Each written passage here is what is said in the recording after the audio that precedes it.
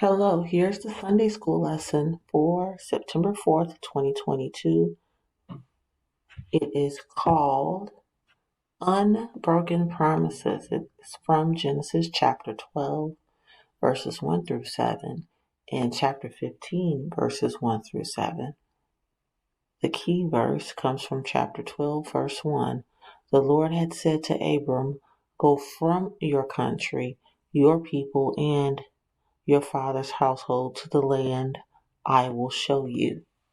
God's Word.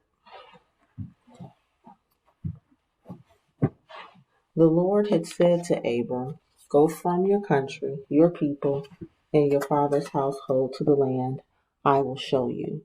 I will make you into a great nation, and I will bless you. I will make your name great, and you will be a blessing. I will bless those that who bless you, and whoever curses you I will curse, and all peoples on earth will be blessed through you." So Abram went as the Lord had told him, and Lot went with him. Abram was 75 years old when he set out from Haran. He took his wife Sarai, his nephew Lot, and all the possessions they had accumulated and the people they had acquired in Haran, and they set out for the land of Canaan, and they arrived there. Abram traveled through the land as far as the site of the great tree of Morah at Shechem.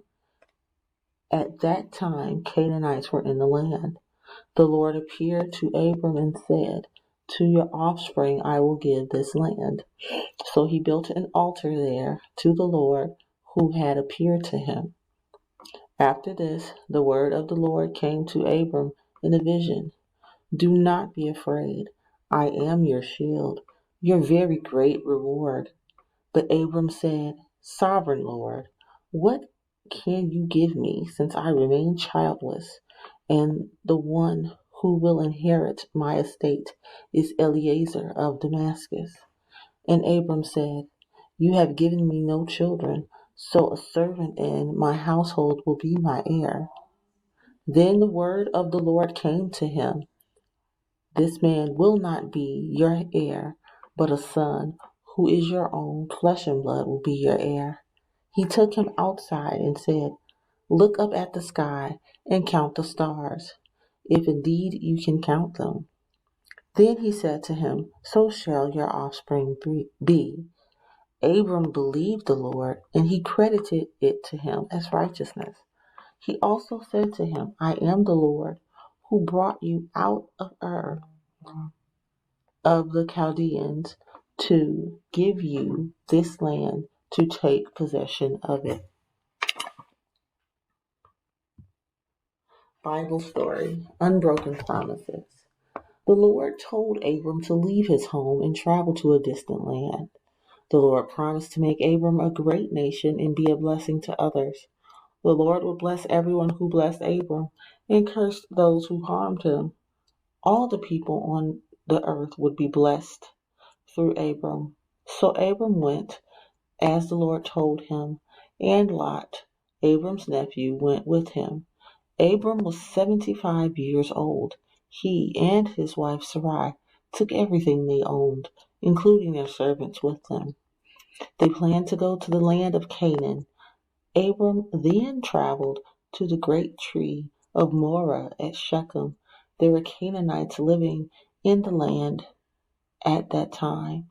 The Lord told Abram, "I will give this land to your descendants."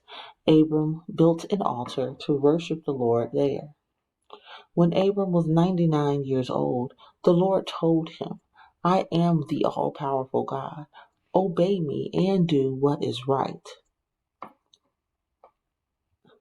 The Lord made an agreement or covenant with Abram that he would be the father of many people. Abram bowed down to the Lord. The Lord changed Abram's name to Abraham. The Lord told Abram that he was making Abram a father who would have many descendants. New nations and kings would come from Abram's family. This agreement between the Lord and Abram would last forever. The Lord would be Abram's God and the God of all his descendants.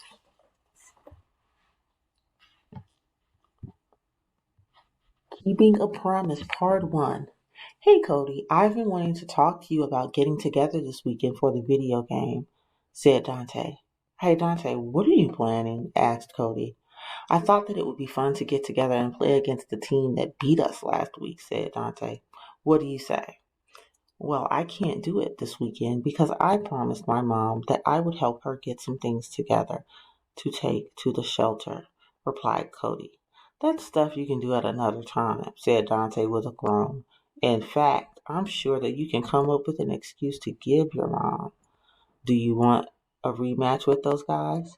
They've been online talking bad about how they beat us all week. Exploring the story with Nicholas and Cornelius. Hello, friends. Nicholas and Cornelius here. Cody has a problem. He made a promise to his mom, and now his friend made plans for them to get together at the same time. Cody understands the true value of keeping a promise. Cody knows that your promises are important to the person to whom you make your promise, and they are just as important to the person making the promise. Abram also learned an important lesson about promises in today's lesson. Keeping a promise. Cody thought about how much he wanted a rematch on the video game. He could not stand that those guys had won the match. He thought hard about joining Dante for a rematch. Maybe I could talk to my mom and see if she would be able to gather those things out of the closets and garage earlier in the week so that I am free. Great, I know that we can beat them this time, exclaimed Dante. Not so fast, Dante, said Cody. I said I would talk to her, but she may not be able to work it into her schedule. I did promise my mom that I would help her. My promise to my mom comes first. Have you ever considered why keeping a promise is so important? Keeping a promise is important because the person to whom you have made a promise knows that they can rely on you and your promise. It benefits you because you learn the value of your word. Broken promises hurt. While Cody might want to join Dante on the video game challenge, he understands that his promise to his mother comes first. Here are your daily Bible readings for the upcoming week. Monday, you will read Luke chapter 13, verses 23 through 30.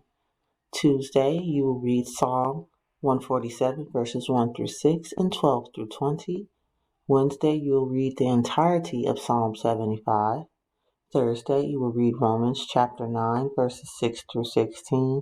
Friday, you will continue in chapter 9, reading verses 17 through 29.